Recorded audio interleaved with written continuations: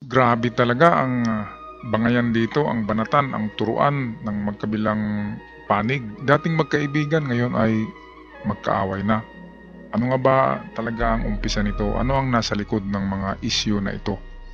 Well, in the battle of the brains, the genius is the king. Okay, sa ganyang quotes ay makikita natin na ito'y away ng utak. Pautakan lang ito. Kasi alam naman natin na parehong mautak. Pero yung isa ay smart, yung isa ay bright.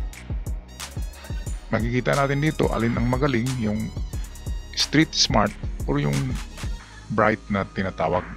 Narito si Ms. Cheryl Cusim para sa kanyang balita. PBBM, baka epekto lang yan ng fentanyl na iniinom ni Digong. Nasa frontline ng balitang yan, si Maricel Halili. Well, I think it's the fentanyl. Fentanyl is the strongest painkiller that you can buy. It is highly addictive and it has a very serious side effects. Ito ang banat ni PBBM din kay sagot niya sa mga patutsada ni Digong na siya daw ay bangag gumagamit ng druga at nasa watch list ng PDEA. Okay, kaya sinagot din siya ni BBM kung anong pwedeng itira sa kanya. Kaya dito makikita natin na parang chess match, parang naglaro ng chess, kung saan sino yung magaling na utak, magaling sa diskarte, siya ang manalo. The genius is the king. Raw ang nakikita ni Pangulong Bongbong Marcos na posibleng sanhi ng mga tirada sa kanya ni former President Rodrigo Duterte. Sagot yan ni PBBM nang matanong sa isang ambush interview bago siya lumipad pa Vietnam para sa state visit. Kaugnay sa mga maanghang na banat sa kanya ni Duterte sa isang prayer rally kontra charter change sa Davao City kahapon. Aalis nga pala si PBBM baka bukas patungong Vietnam para sa state visit. Kailangan kasi natin magipag-close tayo sa Vietnam kasi yan ang isang allied natin kapag magkagulo na diyan sa West Philippine Sea. Okay, yan ay isang membro ng ASEAN na kontra din sa China. Kaya dapat natin kakaibiganin. Ngayon itong mga issue na ito ay meron kasing tinatakpan ngayon. Hindi lang natin sasabihin. Baka matanggal pa itong channel ko. Mayroong tinatakpan na issue kaya pinapalaki itong mga pulburon-pulburon na yan, pinapalaki yung mga issue-issue at pilit na winawala or kinakabiran yung delikadong issue which is merong makulong. Yan ang katotohanan. Pero wala akong sasabihin kung sino yan. Pero nasa magkabilang partido lang yan. Ang pinakamabigat na issue talaga ngayon ay itong ating West Philippine Sea. Ngayon, nagkaroon ng chat-sa issue na naman para matabunan na naman yung kung anong tatabunan na issue para mawawala.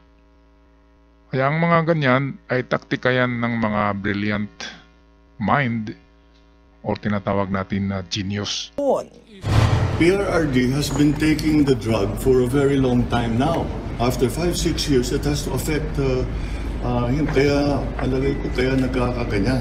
I hope his doctors take better care of him. November 2016, nang aminin ni Duterte na gumagamit siya ng fentanyl patches dahil sa idinadain niyang pananakit sa kanyang spinal cord. Ang fentanyl ay isang regulated drug na maaaring magdulot ng pagkalulong kung magiging labis ang paggamit. Naungkat ang paggamit ni Digong ng fentanyl matapos niyang tawaging drug addict at bangag si PBBM dahil umano sa paggamit ng iligal na droga. Si Bongbong Marcos bangag noon. Ngayong presidente na bangag natin ang presidente. Grabe naman, ang bigat naman ng mga akusasyon na yan. Atin mo nang balikan ito. Dahil sa idinadain niyang pananakit sa kanyang spinal cord. Dito mga 8 taon ang lumipas. Medyo malaki pa dito ang pangatawan, malusog pa dito si Duterte. Pero umiinom na siya dito ng fentanyl. O kung iniinom ba yan o ini-injection. Pero ngayon sa bagong video ay nangangayat na siya. Kasi nga ay pag matanda ka ay mawawala na yung mga muscles sa katawan. Ganyan talaga ang tao. Kapag tatanda, papayat ka at Ang fentanyl ay isang regulated drug na maaaring magdulot ng pagkalulong kung magiging labis ang paggamit. Naungkat ang paggamit ni Digong ng fentanyl matapos niyang tawaging drug addict at bangag si PBBM dahil umano sa paggamit ng illegal na droga. Si Bongbong Marcos bangag noon, ngayong presidente na bangag natin ang presidente. grabe naman yan na Kung ibang presidente pa yan ay kinakasuhan na ng libel kasi yan nakukuha sa video, nakukuha sa news na binabanggit talaga yung salitang bangag at yan ay libelous yan kapag nagbintang ng walang pruweba. Pero magkaibigan naman tong dalawa, pwedeng lang yan, tactics lang yan na mag-away-away sila pero sa kalaunan or pagkatapos nito ay balik na naman sila sa kanilang magandang relasyon. Kasi tandem naman talaga ang Duterte at Marcos.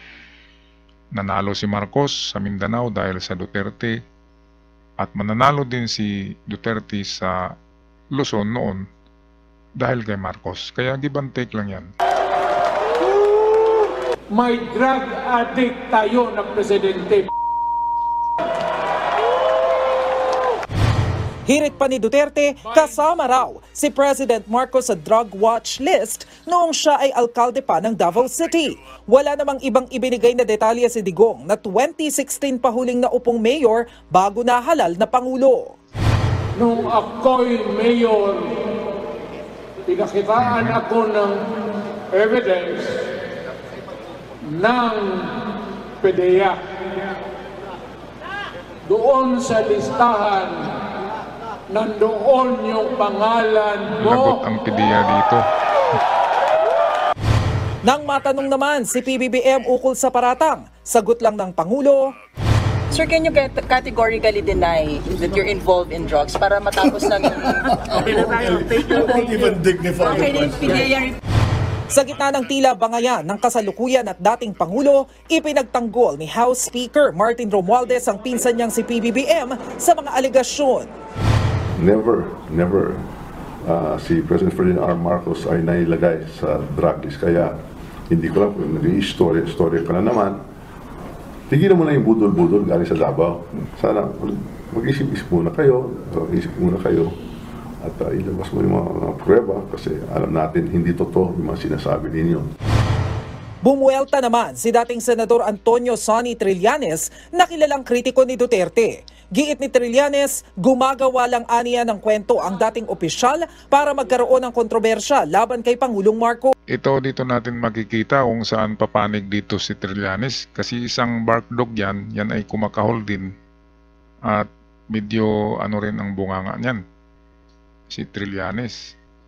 Kaya dito makikita natin kung babanatan niya si PBBM or si Duterte pa rin ang kanyang babanatan. In this case, by saying na addict daw yung presidente ng Pilipinas, therefore kailangan siyang patalsikin ng mga sundalo, no? Ganun yung kanyang gustong narrative, and he's trying to convince people about his case kahit na wala naman, no? Wala naman siyang pinepresenta, it's just his word. Pero pathological liar yan historically. Ang dating presidential spokesperson naman ni Duterte na si Attorney Harry Roque, giniit na wala raw sinabi si Duterte na kasama si PBBM sa watch list. Ang sinabi lang daw ng ex-president ay may nagpakita ng ebidensya sa kanya. Sa ngayon daw, dapat bigyang linaw ng Pangulo ang mga alegasyon dahil pwede niya raw itong ikasibak sa pwesto. Kung totoo yan, at gumagamit siya ng pinagbabawal na droga, impeachable offense po yan kasi bilang presidente siya dapat nagpapatupad, no? Na pinagbabawal ang paggamit ng ang mga pinagbabawal na droga. Kapag siya lumabag sa batas, yan po ay betrayal of public trust. Okay, tama naman tong sinabi ni Trillanes na betrayal of public trust kapag siya ay isang drug addict. Bawal kasi maging presidente ang drug addict, kaya pwedeng malaking issue yan para kay PBM, yung pulburon-pulburon na yan. Okay, pero merong mga nakatagong mga sekreto yan na hindi natin alam. Sila lang nakakaalam yan. Ngayon, dito, nalalaman natin kung saan pumapanig si Trillanes. Si Trillanes ay neutral kay PBM while tinitira pa rin niya si Duterte. So, si Trillanes ay hindi yan kaalyado ni PBBM, kundi yan ay bark dog ng yung kontrapartido noong kapanahon na ni Duterte. Okay, at may sagot naman ng PDEA tungkol dito. 2016 record ng PDEA hanggang sa ngayon ay malinis daw ang pangalan ni PBBM. Atin pakinggan. Sa isang press briefing naman, sinabi ng Philippine Drug Enforcement Agency na mula nang matatag ang kanilang ahensya at kanilang National Drug Information System o NDIS noong 2002, wala sa listahan nila si PBBM. Pati na raw noong termino ni Duterte na naglabas sila ng watch list na tinawag din noong Duterte List.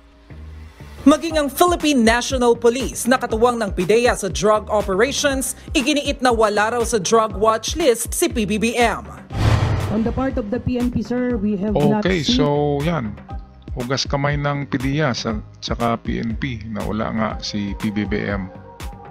Paano ba naman yan may sama sa watch list? Ano yan eh?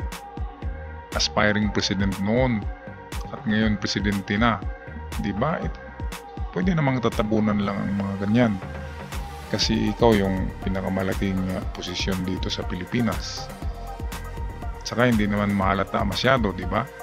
Kung pareho ka nung mga addict doon sa Kensington, sa Philadelphia, mga zombies, yung halatang halata na yun. Pero at least, kapag incumbent at nasa good health ang isang president, okay pa rin siya na presidente yan kasi nasa state of the mind pa. At kung baliw na ay tanggalin na yan. Okay, so wala tayong papanigan sa dalawa. Ako Duterte ako, pero nung panahon ni Marcos Sr., Marcos din ako. Kaya balanse lang ako sa dalawang yan. So kayo na lang mag-comment mga good news kung saan kayo pumapanig sa dalawang nagbabangayan na yan. Yan lang ang ating good news sa araw na ito. Ako'y magpaalam na hanggang sa muli. Magandang araw, Pilipinas!